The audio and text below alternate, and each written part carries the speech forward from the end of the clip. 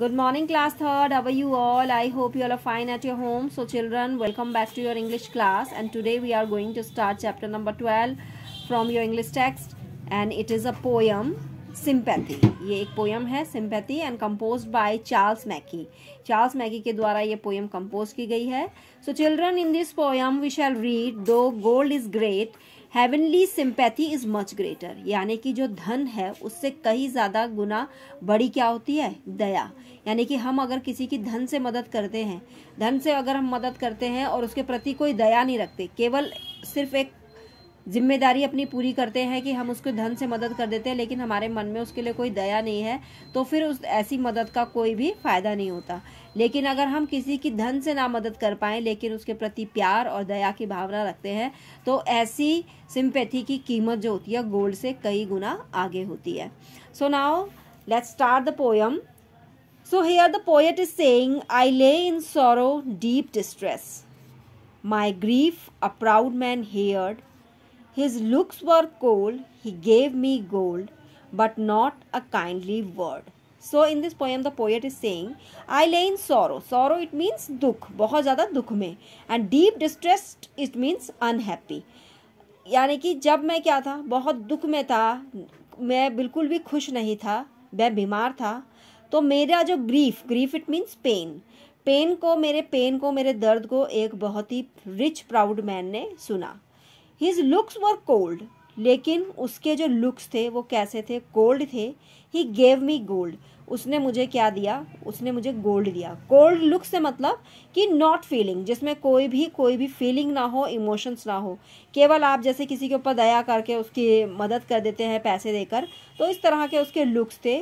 उसने मुझे मेरी मदद करी, लेकिन किससे, गोल्ड से. उसने मुझे गोल्ड दिया और कहा कि अपना इलाज कराओ, but not a kindly word, लेकिन उसने मेरे प्रति एक भी दया का शब्द नहीं बोला.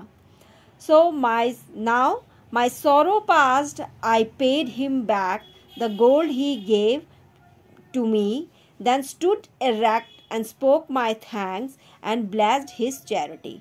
सो माई सॉरो पास, और जब मेरा दुख जब कम हुआ तो मैंने क्या कहा कि I paid him back the gold he gave to me. यानी कि the poet went to give him back his gold. यानी कि जब उसका दर्द कम हुआ, यानी वो दुख से जब बाहर आया अपने, तो उसने जो रिच मैन ने उसको जो गोल्ड दिया था उसको वो वापस करने के लिए पोएट जो है गया. क्योंकि धन जो अगर हम किसी से लेते हैं तो हम धन को तो हमने वापस भी किया जा सकता है, धन को वापस लौटाना कोई बड़ी बात नहीं है. तो जब दुख में था तो रिच मैन ने उसकी मदद करी गोल्ड से. तो जब पोएट ठीक हुआ तो उसने क्या करा, वो उसके धन जो उसने उसको दिया था, गोल्ड जो दिया था, वो उसको वापस लौटाने गया. Then stood erect and spoke my thanks, और फिर वह खड़ा हुआ, उसने उसके थैंक्स को स्वीकार किया. एंड ब्लेस्ड हिज चैरिटी, और ब्लेस्ड हिज चैरिटी का मतलब होता है कि was grateful for his help. यानी कि जो पोएट था, पोएट ने उसको बहुत बहुत धन्यवाद करा, उसकी ब्लेस्ड हिज चैरिटी, उसके ग्रेटफुल हेल्प के लिए पोएट ने उस प्राउड रिच मैन को जो है बहुत बहुत धन्यवाद दिया. Now I lay in want and grief and pain. A poor man passed my way. He bound my head. He gave me bread. He watched me night and day. फिर दोबारा से पोएट ने यहाँ पर फिर दोबारा ये चीज़ दोहराई कि जब मैं बहुत ज़्यादा दुख में था, पेन में था, तो मेरी आवाज़ जो है, मेरा पेन, मेरा दर्द किसने सुना, एक पुअर आदमी ने, यानी कि एक गरीब व्यक्ति ने मेरे पेन को सुना. और उसने क्या किया मेरे लिए कि ही बाउंड माई हेड, यानी कि उसने उसके bound my head it means जब पेन होता है सर में तो कोई हमारे सर को जब दबाता है, तो उसने मेरे सर को दबाया. ही गेव मी ब्रेड, उसने मुझे खाना दिया. He watched me night and day, और उसने रात दिन मेरी क्या करी, सेवा करी, मेरा पूरा उसने ध्यान रखा. ही लुक आफ्टर मी, तो मेरा बहुत ही ज़्यादा उसने ध्यान रखा. How shall I pay him back again for all he did to me? Oh, gold is greater, but greater far is heavenly sympathy. तो अब यहाँ पर पोएट जो है सोच में है कि जो उस व्यक्ति ने मेरे लिए किया, भले उसने मुझे धन नहीं दिया मुझे ठीक करने के लिए, लेकिन जो उसने मेरी दिन रात मेरी सेवा करी, मेरे प्रति इतनी सिंपैथी रखी, तो इसको तो मैं कभी भी, इस एहसान को तो मैं कभी भी चुका नहीं पाऊँगा.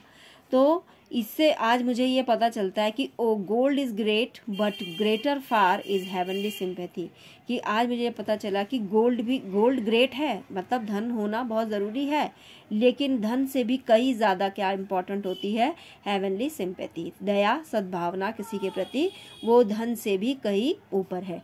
तो धन तो हम फिर भी किसी का एक बार के लिए हम क्या कर सकते हैं, धन तो हम वापस लौटा सकते हैं, पर किसी के प्रति किसी का प्यार, किसी की दया हमारे प्रति जो उसने सिंपैथी रखी हो, इसके लिए तो हम हमेशा हमेशा हमें उसका क्या रखना पड़ेगा, शुक्रगुजार रहना पड़ेगा हमें, और ये चीज़ तो हम कभी भी किसी को नहीं लौटा सकते हैं। So the children, here your chapter is completed, your poem is completed. Now here some book work. So first is take the correct option. Once a poet was in excitement, danger or pain. So the correct option is pain. So you have to tick and write here. A dash man who was proud came to know about the poet's trouble. Poor man, rich man and honest man. So a rich man who was proud came to know about the poet's trouble. A poor man dressed his hand, head or eyes. So the correct option is head. So you have to tick the correct here, head and write here. The poet did not know how to repay the poor man kindness and sympathy. So now here the true false. Once the poet was very happy. Is it true or false? It is false because the poet was in pain. The rich man was very proud. Yes, this is true. The rich man helped the poet by giving him gold. Yes, it is true. A poor man gave the poet bread to eat and looked after him. Yes, this is true. Now fill in the blanks. The rich man helped the poet with gold.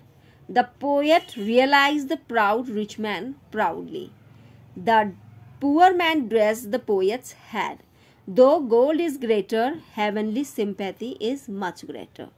So this work you have to do in your book, and the question answer we will do in a next class. Till then, bye. Take care, stay home, stay safe.